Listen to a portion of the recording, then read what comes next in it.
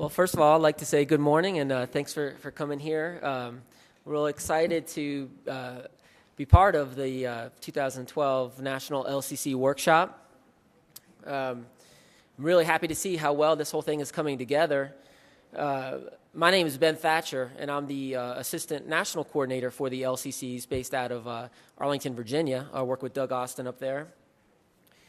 And the purpose of this workshop really is to kind of advance the evolution of the LCC network by bringing together the LCCs and the partners, you all, to talk about and share experiences with landscape conservation challenges, successes, and tools and approaches.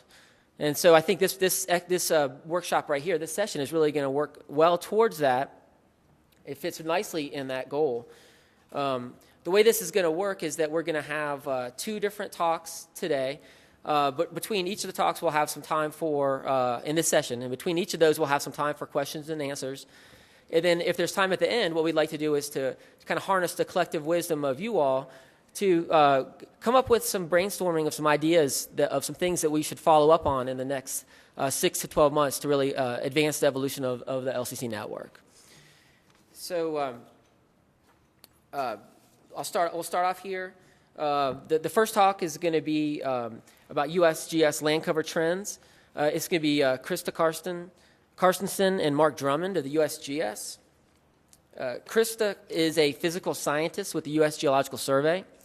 Her research focuses on regional impacts of land change on hydrologic resources and is supported by USGS's Land Cover Trends Project. Krista is also reporting on the links between climate change and land use and land cover for the U.S. Global Change Research Program's National Climate Assessment. Krista studied at Penn State University and was a physical scientist at the U.S. Army Engineer School's Terrain Visualization Center prior to joining the USGS. Mark Drummond is a geographer with the U.S. Geological Survey who concentrates on land cover and land use change issues primarily as principal investigator for the National Land Change Assessment. He earned his PhD in geosciences at Colorado State University in 2007. His research is focused on understanding the regional variability of human-environmental interactions across the U.S., including the rates, processes, driving forces, and implications of land change. This study is supported by the Climate and Land Use Change Mission Area of the U.S. Geological Survey. So please welcome Krista and Mark.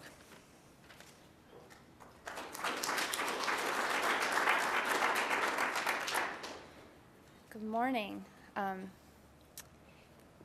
going to be presenting today. Mark is here to answer the tough questions, so I'm just here to present the slides. So first of all, thanks this morning. It's 8 o'clock. I'm glad everyone is here and has some coffee, and appreciate ahead of time your interest in this topic. So based on what I heard yesterday, I don't think this is the audience that I need to convince of the fact that land use is an important driver of environmental change. I also don't think that this is the audience that I need to convince of the fact that there are challenges associated with synthesizing, assessing, disseminating, and integrating land cover change analysis. So you might be wondering, it's 8 o'clock, why am I here? Well, why you're here is that I'm here to tell you how USGS land change scientists are rising to meet that challenge. So what are we? We're land change scientists, and within our project, we have a diverse context, as you all are well aware. We're specifically looking at land use and land cover dynamics as they relate to landscape conservation and also weather and climate interactions. In 2010, this is just a little bit of background on our project. What some of you might be aware of is the USGS Land Cover Trends Project. In 2010, we kind of underwent a little bit of a facelift in order to make us, we ended up breaking down into these 4 focus areas to help us better meet the challenges of the scientific community. So we have the National Land Change Assessment that's led by Mark.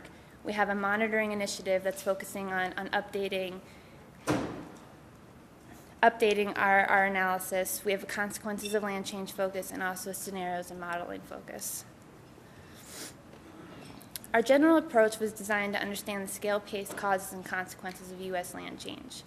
We have an innovative approach in that it's multi-scale that started at level 3 ecoregions, but we now have national assessments, biome assessments, regional assessments, and landscape assessments, including the 16 CONUS LCCs.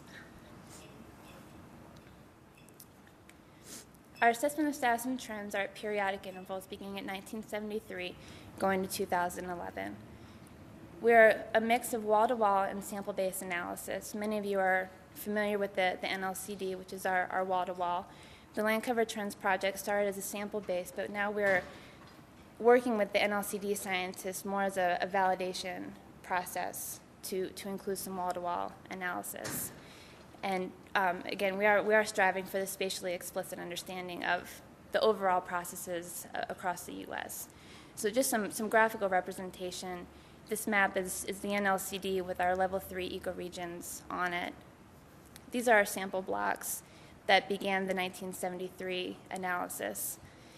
And this is just an example of some land change from the NLCD.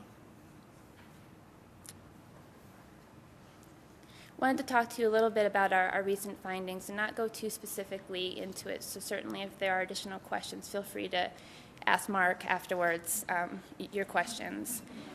So you can see this gains and losses pretty much covers our gross changes. And right away, I guess what I wanted to initially point out is that you can see a steady increase in activity.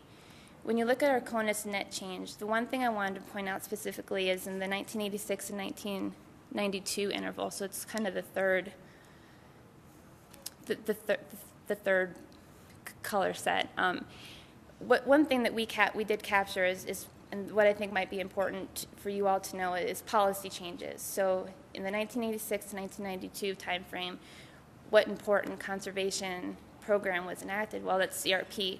So you can see an obvious loss in agriculture and a steady gain of grassland. And these are maps showing the national scale ecoregion trends from 1970 to 2000. And this is really just a demonstration of the regional variability across our land cover classes. And these are small, but these are the trends in the U.S.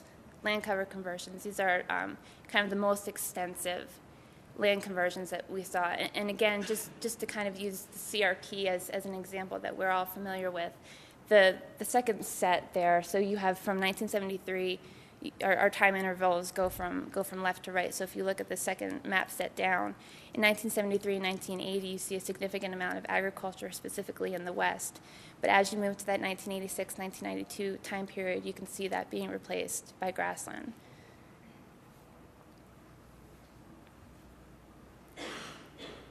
So that's our national scale, and as I mentioned, we are kind of flexible in the sense that we have national and regional perspectives on things. And so Mark's team just completed the assessments for all 16 CONUS LCCs. And again, if you have any specific questions, feel free to ask us afterwards. But again, what it does show, and what we do want to point out, is the regional variability, the temporal variability, and also the sectoral variability. We're also looking at the LCCs as a framework for looking at overall spatial change. So for each LCC, that is one of the components that we're assessing.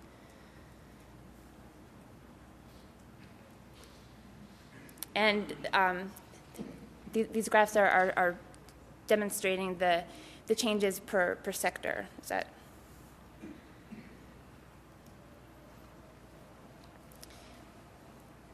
And to broaden to bring the Land Cover Trends project up to current, initially we had done 1973 to 2000. We are now currently undertaking updates for 2006 and 2010.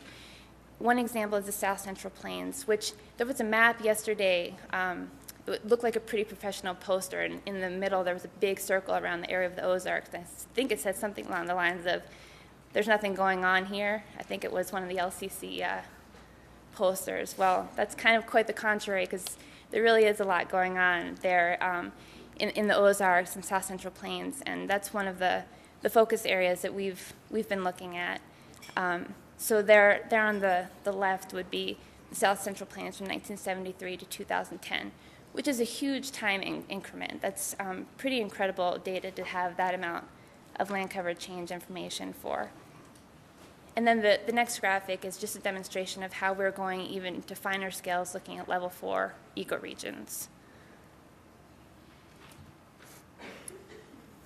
So, and then, kind of, I think one of the strengths of our project is just this flexibility. We can go from national to regional and back to national. So even though this is a representation of our level 4 ecoregions at a national scale, and I think one of the important things to convey to you all are the variable rates of change. And a lot of us are familiar with what's going on in the Southeast or Pacific Northwest. But I also wanted to point out that those areas of low change are also very important. For instance, you have areas like the Sandhills. Maybe not a lot of change, but ecologically they're doing exactly what they need to do, and that's just as important as those areas that are experiencing high rates of change. So emerging direction, and this is kind of where we hope to integrate with the LCCs. We have, one of our focus areas that I mentioned is consequences. And for me as a researcher, when I think consequences research, it's a catch-all. What's not a consequence of land use change? But what I'm hoping to do is to be able to come to partnerships and integrate with the LCCs in order that we can provide our expertise as a service, come to the LCCs and look and partners to look for your expertise.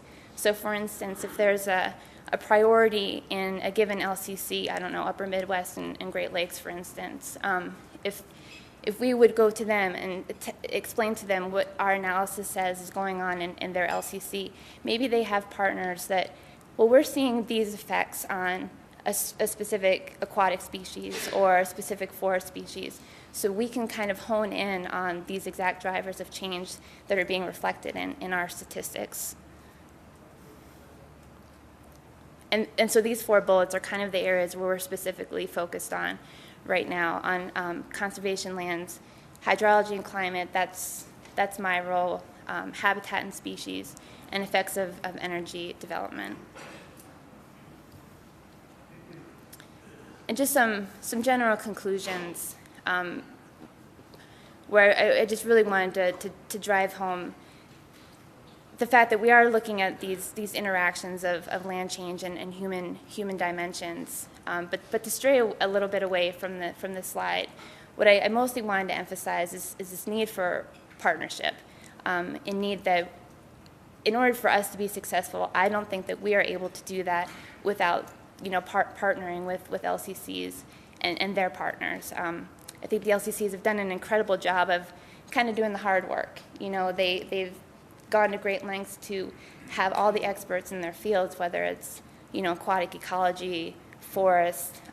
So I think to conclude away from this, we have extraordinary land change expertise that we just want to be able to work with other people in order to refine it, to see how we can look to the future on how things like climate or human interactions with land change is going to affect land management decisions. And just Mark's team actually has these fact sheets made for all 16 LCCs, so those will be hot off the press here pretty soon and available for your reading pleasure. So, thanks.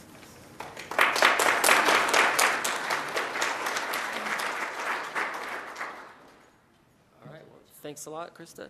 I guess we can open it up for some questions.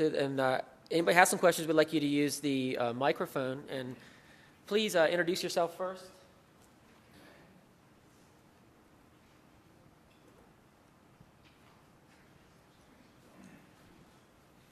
John DeLapp of the Northwestern Interior Forest LCC in Alaska. And I'm wondering what data limitations might be preventing you from expanding your study to Alaska and the Pacific Islands.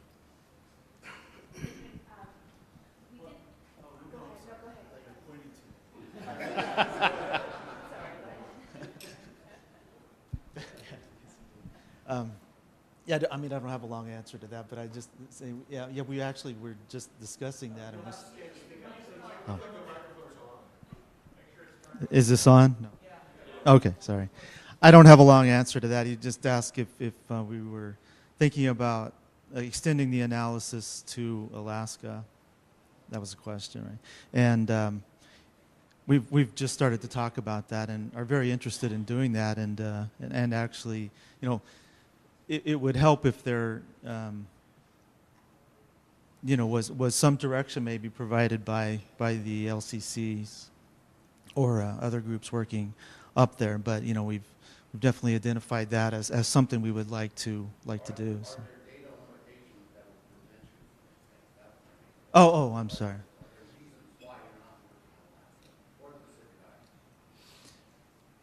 Yeah, well, part of it was just the, you know, the size, and you know, we started out the project with the goal of visiting all of these sites as well, and you know, we thought that might look bad if we're saying we're going to all these remote areas of Alaska and Hawaii. Not really, but you know. Yeah, there were limitations early on, just related to sort of that design. But I think you know, there's enough data access that we can still do.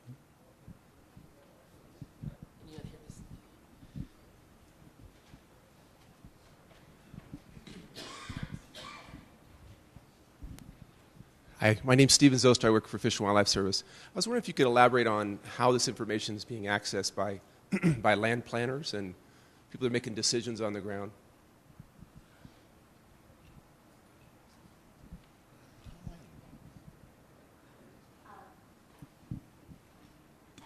I think right now, as if I was being corrected, land cover trends data, I don't think is, and I think that's where we really need to stand up, and where we need to, you know, start communicating with you on the landscape. You know, we kind of have our bird's eye view of our assessment, so we can pick up on pulses of change.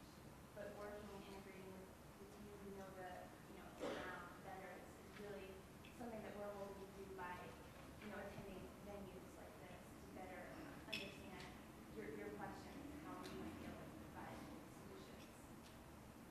Probably not at the answer that you were looking for. But I think that some of the land managers are using the LCD change product that recently came out. But as far as the specific examples, I'm sorry, I'm not sure if there are any.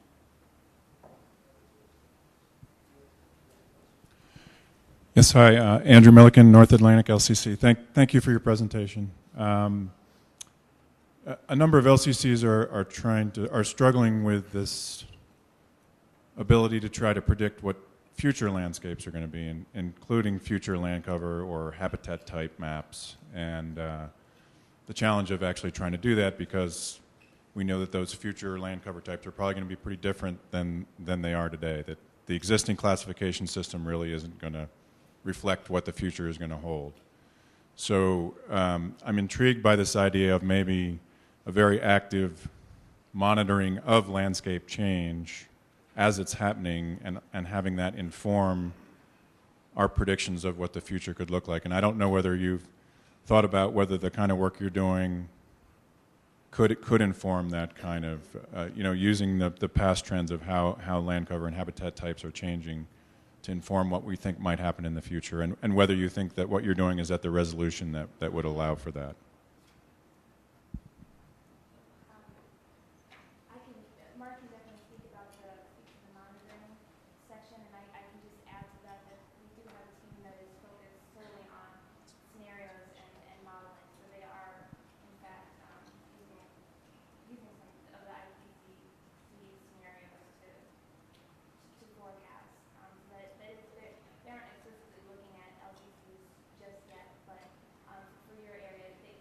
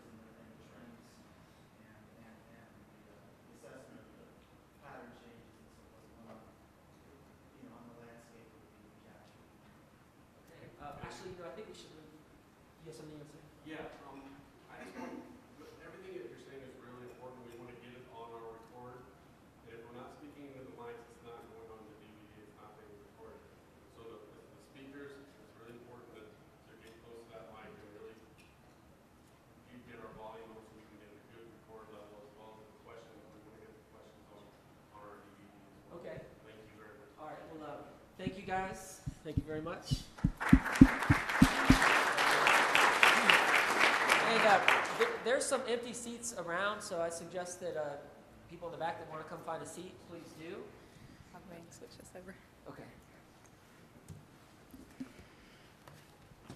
Okay, so now we're going to move on to a presentation by Brees Robertson and Jad Daly entitled Using Tools and Data for Effective Landscape Scale Conservation Planning, Implementation, and Progress Tracking. As she's getting that set up, I'll give a little bio for Brees. She's the National Director of Conservation Vision and Geographic Information Systems for the Trust for Public Land. She joined TPL in 2001 to create a comprehensive coordinated GIS program. And today she provides leadership for TPL's Conservation Vision and Enterprise GIS program that is the leading provider of land for people science in the country. Her co-presenter is Jad Daly, who is the director of TPL's Climate Conservation Program. Jad coordinates TPL's development of landscape-scale conservation initiatives targeted to climate change objectives. Jad also leads TPL's climate policy work, including as the founding co-chair of the Forest Climate Working Group. Please join me in welcoming Brees and Jad. Thank you. Good morning. I think most of you probably know about TPL or work directly with TPL, but we have 40 offices around the country. We're a national conservation nonprofit, and we work in all 50 states. I mean, even though there's only 40 offices, we work everywhere. Most people know about TPL through our transaction work, but we also have services divisions. And as you just learned, I direct TPL's Conservation Vision and GIS program, and Jad directs the Climate Services program. We're a member of LCC steering committees across the country and also part of the technical committees. We sit on a lot of technical committees related to data and tools and how do you bring conservation planning methodologies to these different scales. So a question before I get started. I'm going to talk about tools and databases, and Jad's going to jump into some on-the-ground planning processes that we've done across the country. But how many of you use GIS on a daily basis? A few of you. So how many of you use maps on the web or things that are not GIS-based but like different types of mapping software on the web? Just a few. How many of you want to use those things and not learn GIS, but just click a few buttons and get some maps? Okay. All right. Well, I'm going to talk about some tools and online mapping sites that are available now and some things that are in the works that would help support the work that you're doing out there. I'm just going to jump right into this. The one thing I just wanted to say about this slide is obviously, these are large landscapes these LCCs cover. And we really have to think about this sort of nested approach to data, tools, and planning methodologies. And so that's what I'm going to talk about with some of these tools. So this first tool is a tool that TPL created called LandVote. And you can access this. There's a URL on the bottom of the screen at landvote.org. And this is really all about where is conservation funding being created across the country at the state, municipal, and local level. We've created an online mapping site where you can go in and you can click on a county. This is an example of Alachua County in Florida, and get some information about, when did that county send a conservation measure to the ballot? Did it pass? Did it fail? What was their percentage? And how much funding was appropriated through that ballot measure?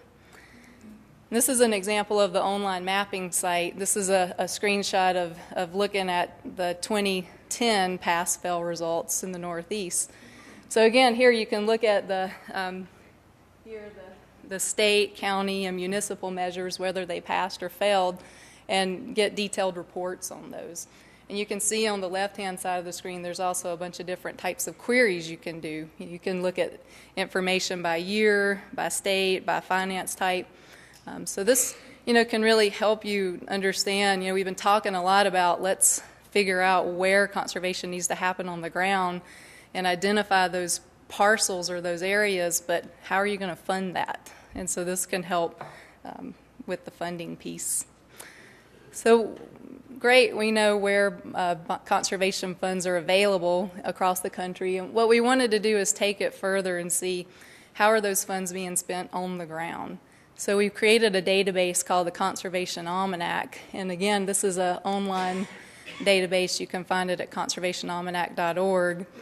We started out with just tabular information, and then we decided we really want to see the parcels. You know, we want to see those fee and easement places on the ground that are protected and see information about the spending there. So we have a really rich attribute database associated with this. Here, just a few attributes are listed down here. You can see federal, state, or local agencies that were involved in the conservation of that project, funding sources, date protected. And in the online mapping component of this, you can click on the actual individual parcels and get information about that parcel and the spending and the management. And then you can also do queries. You know, I want to see all of the parcels that were protected by your county parks and recs department or by the state. And you can start to build reports on this and start to see spatial trends across the landscape around where parcels are being protected and the funding sources used for those. TPL is also partnering with the Conservation Biology Institute, NatureServe, Ducks Unlimited, and Defenders of Wildlife on the National Conservation Easement Database. This just came out. Has anybody heard of this? Several people, yeah. But this is a database, and again, here's the URL. You have this PowerPoint on your little thumb drive, so you can find these later. But you can go to this website and you can download the database for the whole country. You can download it for your state, for your region, for your LCC. And you can also input data into this database. And this is the first ever National Conservation Easement Database. And I just want to show this slide. I think this is very telling. This is the protected lands in Virginia in green. Okay, watch closely. I'm going to click the button. Well, you would have seen that anyway.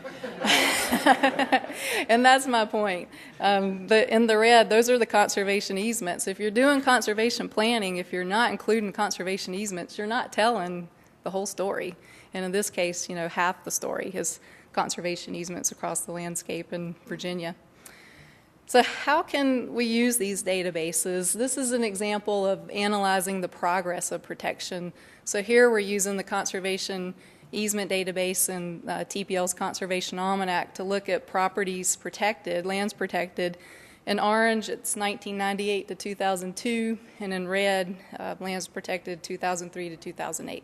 So you can start to use this data to look at progressions and trends over time. Here in Colorado, we're also using all of these databases together to make the case for land conservation. And a couple years ago, the conservation easement tax credit program was under fire from the legislature here in Colorado.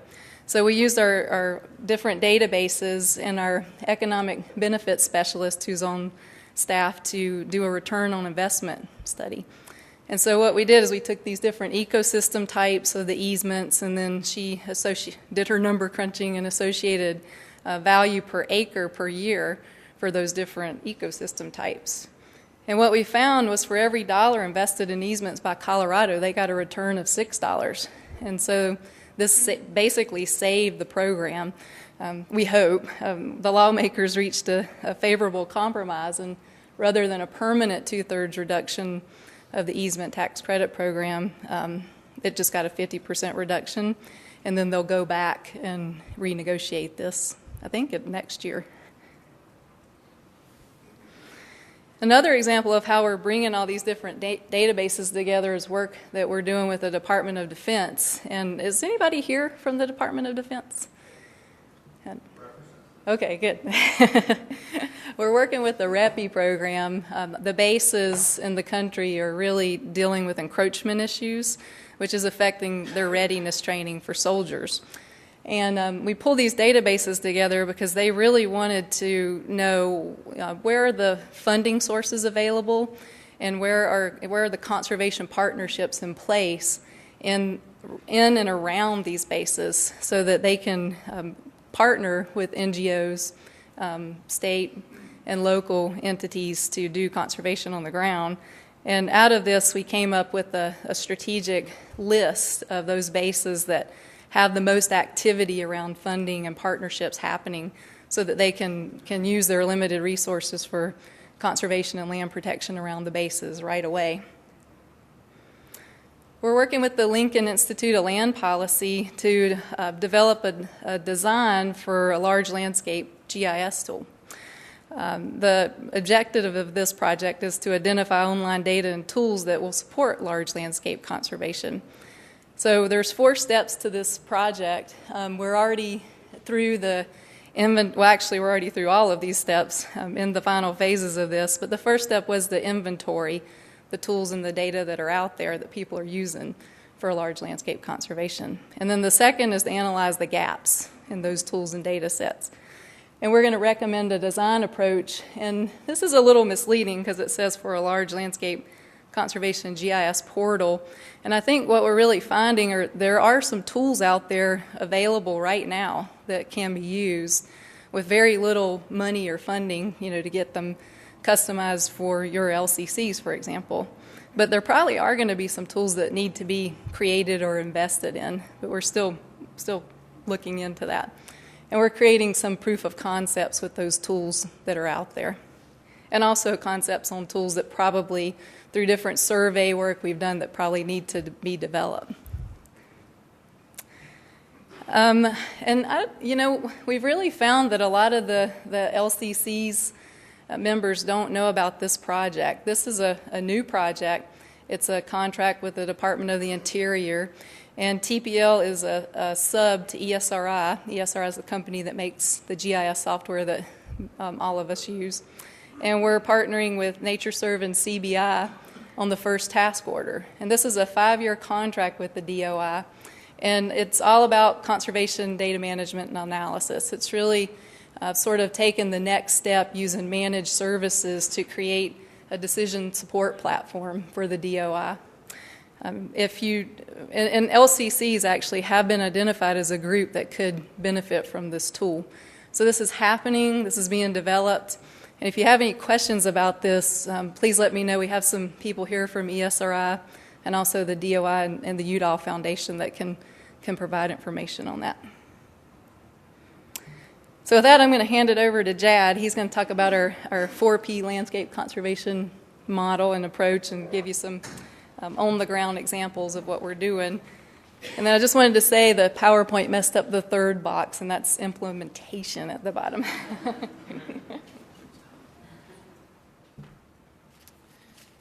Thanks, Brees.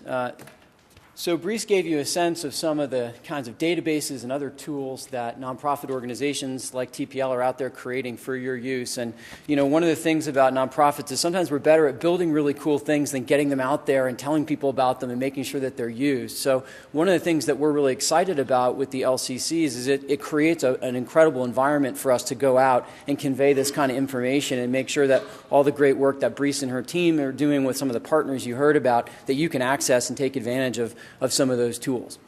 I want to do the same thing, but in terms of how you can utilize nonprofit organizations for landscape conservation. And I thought one of the really exciting slides from yesterday's plenary presentations was when Dr. Theobald put up that slide of the different landscape conservation initiatives within the Great Northern LCC. And as you probably noticed, there were a lot of them. They were in some cases overlapping. But I think that's really important to think about, because those are essentially units of implementation for the landscape conservation vision of the Great Northern LCC. And that's true of LCCs all across the country. And so what I'm going to do is talk a little bit briefly just here about what our model is for our organization, thinking about how we're trying to do that kind of landscape conservation within your LCCs with many partners. And then I want to give you just a couple of examples of how that's playing out. 2 examples, in fact, from within Andrew Milliken's LCC, the North Atlantic LCC.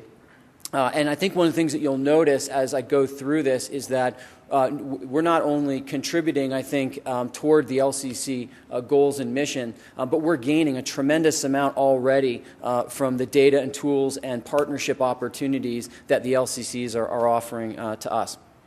So the 4P conservation model refers to these 4 nested activities. The first is partnership. Like everyone here, we figured out you can't do landscape conservation on your own, and especially if you want to do it in a holistic way. So for example, we're very good at land conservation, but we're not quite as good at restoration. We're learning, but we need partners, we need help, we need scientific expertise, and so we get that by aligning ourselves in long-term dedicated partnerships with organizations like Trout Unlimited and the Nature Conservancy and state fish and wildlife agencies and federal agencies, as I'll describe.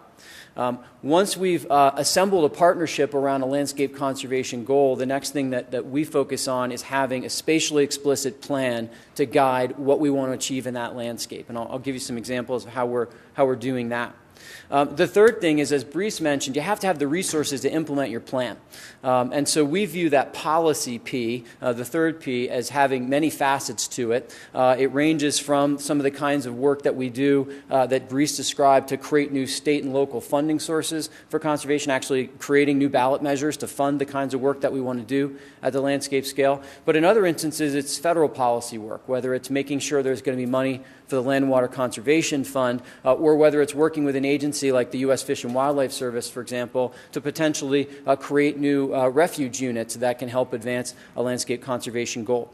And then the fourth one is projects, and that's, as Brice said, that's sort of our core skill set that most people are familiar with. About half of our staff members are people who walk out the door every day and talk to landowners about land conservation and try to identify opportunities to protect land through conservation easements, through public acquisitions, and actually implement our landscape conservation strategy. And then I'll quickly say, I think one of the fifth P that's not on here, but that's probably worth noting and worth you thinking about a little bit, that nonprofits can bring to the table is philanthropy. And just one example, we've done in the last decade, along with our partners in the Northern Sierra Partnership, about 50 square miles of checkerboard consolidation up in the Northern Sierra, a really important environment for coldwater fisheries and other fish and wildlife habitats. And we've used about $75 million to fund all of that work. $25 million of it's come from the federal government. $25 million of it has come from state and local funding measures, but $25 million of it has come from private philanthropy that we and our partners have raised to make that happen. And in fact, right now we've got a Land and Water Conservation Fund package from that region. It could, by law, all be funded by the federal government, but we're putting $5 million on the table toward this $15 million package to kind of lighten the load on what we're seeking from federal funding to get additional conservation done in that landscape. So that fifth hidden P of philanthropy is, I think, as you think about nonprofits as a partner, is an important one to consider. So just a couple of examples, as I mentioned, from within the North Atlantic LCC.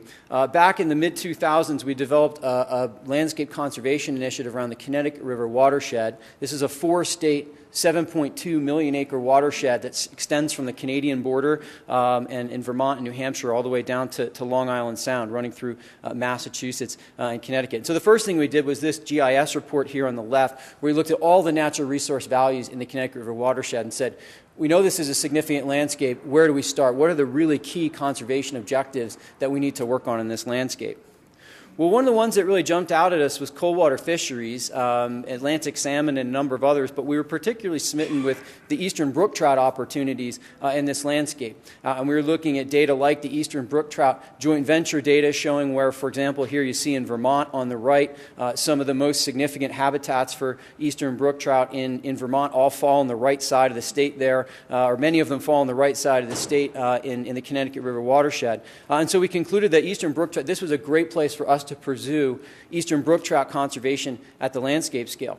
We also looked at, because we were thinking about this in terms of climate change conservation, we also looked at data like the data that you see here on the left from Trout Unlimited, which is an analysis of what's going to happen to eastern brook trout habitat across the range if we have a 3 degrees Celsius increase in average July air temperature. And again, we saw, boy, the Connecticut River watershed has a lot of the areas that they model as potentially remaining thermally suitable habitat, or if we do the right kind of restoration and conservation, remaining thermally suitable habitat into the future. So that also drove our decision to focus on eastern brook trout here. So how do we apply the 4 Ps? Well, the first thing that we did was went out and rounded up some partners that had complementary skills to the Trust for Public Land. And, of course, Trout Unlimited needs no introduction to folks in this room and the things they bring to the table. And in particular here, in addition to the science I just mentioned, their ability to implement restoration at the landscape scale was something we were really excited about. The Connecticut River Watershed Council, you may not be as familiar with. This is a local organization that has a presence in all the towns up and down the river, and so could offer some long-term stewardship and adaptive management and monitoring presence going forward after we've accomplished conservation in this watershed. And then I wasn't able to get all 4 logos, but the 4 state fish and wildlife agencies in these 4 states are absolutely also critical partners, and they were among the first people we sat down with as we planned this effort out. And so we lined all these folks up together and said, hey, let's develop some shared goals at the landscape scale for eastern brook trout. Let's develop an operating model where we kind of understand everyone's roles and responsibilities, and then let's go out there and pursue this together project by project. So one of the first things that we did was we took great science from Trout Unlimited and other sources, and we merged some of that together with some very pragmatic analysis of what we knew about conditions and opportunities on the ground into that second map that you see there in the middle, which represents a set of sub-watershed level priorities within the Connecticut River watershed. And those then became the places that we dug in all the way to what you see there on the right, which is we got down to the parcel level and said, okay, within these priority watersheds, where are the big opportunities? And we did that not just with GIS analysis, but we utilized this network to talk to local Trout Unlimited chapters and different state biologists working on the ground, so we could really truth test, are we really looking at the right parcels? Are we really talking to the right landowners? That's already resulted in some pretty exciting conservation projects, and that we're funding with the kinds of policy initiatives, federal, state, and local funding initiatives that I mentioned earlier. And on the left here, you see a large conservation easement, particularly large by Connecticut standards, of over 1,000 acres of really high-quality eastern brook trout habitat. It's about some of the highest elevation eastern brook trout habitat that you have in Connecticut. Connecticut probably doesn't have a lot of areas that are going to be thermally suitable into the future. It's places like this that are going to get it done, and the Connecticut chapter of Trout Unlimited was one of the biggest cheerleaders for this project, writing letters of support and helping make the case for that, getting that project funded. On the right, you see some work that we've done with the Green Mountain National Forest up on, again, a really important tributary to the Deerfield River, some high elevation tracts that were identified, again, with assistance from some scientists and local folks through Trout Unlimited and the Connecticut River Watershed Council as high priority properties. And we just recently closed, I'm happy to say, on those 2 properties. And then I mentioned this goal to integrate restoration and conservation. And I want to say this represents a little bit of an evolution for the Trust for Public Land as we take climate change more seriously and more intentionally than we had before, to use Bruce Stein's term. And as we think about landscape conservation in a more holistic way, we're really challenging ourselves to push that envelope. And so this project here is a model of how we want to operate going forward. One of TPL's biggest conservation projects ever, certainly our biggest one ever in New England, is this Connecticut Lakes Headwaters project that protected 3% of the state of New Hampshire. That entire yellow section that you see, the northern tip of New Hampshire, all went for sale at the same time. And we, working with a number of great partners, were able to protect that land. But one of the challenges is a lot of the trout habitat on that tract was straightened and damaged to facilitate logging drives. And so Trout Unlimited now has a full-time dedicated staff member who's up there restoring habitat, priority stream by priority stream, so that this can be the climate refuge that we all know it will be and needs to be into the future. So I want to give you another example now. I want to shift you to a landscape. I'm actually just going to take you a little bit to the east from that place I just described there at the northern tip of New Hampshire. So I'm going to move a watershed over into the upper Androscoggin watershed and talk about some climate change planning that we're doing. And here, one of the key points, takeaways I hope that you hear is how valuable the LCC has been in changing the way that we're doing conservation in this landscape, a place we've been working for a long time. But thanks to the LCC's input, we're doing it differently now than we were doing before. So what you see here are a couple things. On the left, you see something that Andrew Milliken spoke about yesterday. One of the early investments of the North Atlantic LCC was this great project, Designing Sustainable Landscapes for Wildlife, which, among other things, helped to fund some really important analysis about sort of the underlying resilience of this landscape through the Nature Conservancy and other partners, looking at connectivity and other factors of underlying resilience. And so we're taking that information and integrating it into a TPL-led, spatially explicit planning process that we're doing for this region. That is the document that you see there on the right. This is the earliest analysis that we used to look at this landscape. So the blob I'm going to talk about here is number 6. So it's this middle one right here. That's the landscape that we've moved to now. And I want to talk about how we're now rethinking our conservation work in that area. And so back in the late 2000s, with funding from state fish and wildlife agencies through the Regional Conservation Needs Program, the Nature Conservancy did this analysis to help guide organizations like the Trust for Public Land to work in the most strategic spots for connectivity. So based on this blob map, we decided to laser in our organization's work on 3 focus areas. The red outlined area there is a north-south connector, but the other place that we decided to focus in were these 2 other, the pink and the purple areas there, which you see are essentially, we broke that big blob number 6 into 2 pieces.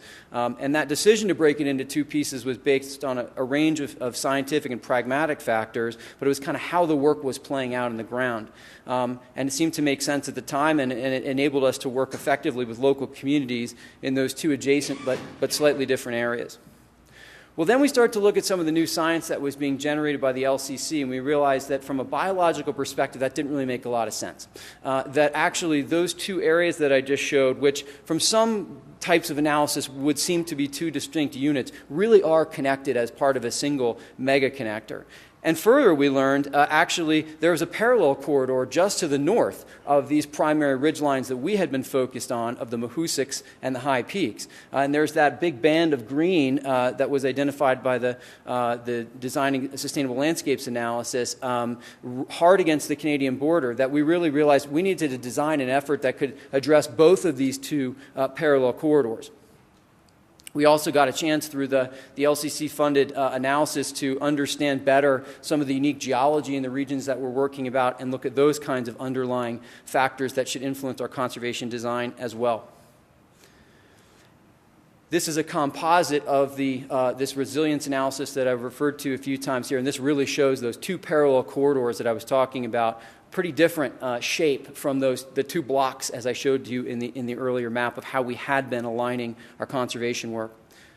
I should mention, I've talked a lot about these resilient stage factors, but I want to make clear we continue to believe, as recommended by the Yale process that was referred to yesterday, that we ought to be using both that kind of coarse filter analysis to design our conservation, but also fine filter analysis, like the Eastern Brook Trout data that I referred to earlier, which is also important for this area as well. And as you can see, this area that we're talking about right now has a really important piece of what Trout Unlimited's data suggests will be a resilient habitats for Eastern Brook Trout going forward. And I should note that another one of the early investments of the North Atlantic LCC was to do some updated Eastern Brook Trout modeling for climate change, and so we're really eager to take advantage of that information to be even more precise in how we think about fine filter information in this landscape and others. So this is where we were. That's how we were aligning things. This is how we've redesigned our focus area to blend those 2 areas together and extend it to the north. And actually, I should let you know that happening in real time, we've been having phone calls just over the last couple of weeks asking whether, now that we have the finer scale data in hand from the Designing Sustainable Landscapes analysis, whether we actually ought to even tweak this a little bit more to go a little bit farther along the Canadian border to make sure we're really getting both of those parallel corridors and we're reflecting those in how we're doing conservation on the ground. So that's how LCC science and partnership is helping us to refine what we're doing on the ground in places where we've been doing it the right way for a long time. We've been taking a landscape approach for a long time, but we're just looking to do it better, bigger and better than ever before. The last thing I want to give, and this is really in so many ways as just a thank you to the LCCs, is how the LCCs are helping us in places in the country where, quite frankly, we haven't been working in a landscape orientation except accidentally. This is the lower Mississippi, where, as you can see, all those points are projects that the Trust for Public Land has either completed in the lower Mississippi, and by the way, this is primarily the Gulf Coast Plains and Ozarks LCC. All those points are projects we've completed, and most of them are within the last decade or so. And we've got about 55,000 acres or so of those dots are current active projects that we're doing, many of which, actually the majority of which, with the Fish and Wildlife Service, but also projects with the Forest Service as well and the Park Service, all lined up and ready to go in this landscape. The interesting thing is, while it's so obviously a landscape conservation opportunity, it just hasn't been historically how we've oriented the work there. It's traditionally been focused very project by project. And so what we did was we approached the Gulf Coast Plains and Ozarks LCC. We hired an intern over the summer to do some detailed work into the kinds of metrics and objectives that were being framed by groups like the Lower Miss Joint Venture and other key actors in this region, so that we could understand how should we be realigning our work into a landscape orientation here. And then we reached out to the Gulf Coast Plains and Ozarks LCC, and we said, please help us. These are the data sources that we need to get access to. Here's how we want to realign our work. Can you help us figure out who to talk to, where these data sources lie, et cetera.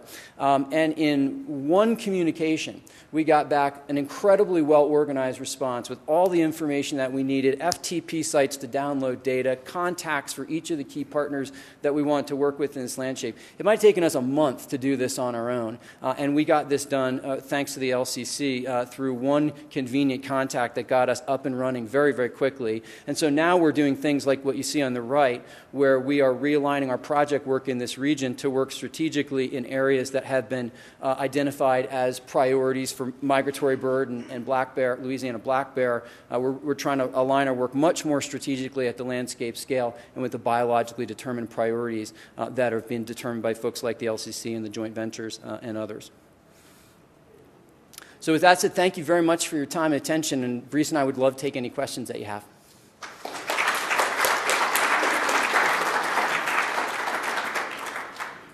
Thanks a lot. We probably have time for about one question.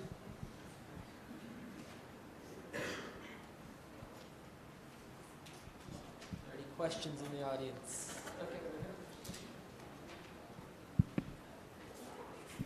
It's kind of a dirty trick. It's not a question. It's there's another database, the Conservation Registry, that tracks and maps conservation actions across the landscape. That's a nice complement to the databases that were talked about here. And the registry has a portal through which you can gain access to the National Conservation Easement Database, so you can view the conservation easements in the context of some base maps like land cover and the conservation projects. And there's also a field for climate change adaptation projects. So anybody that's interested in that, I have some information on the registry.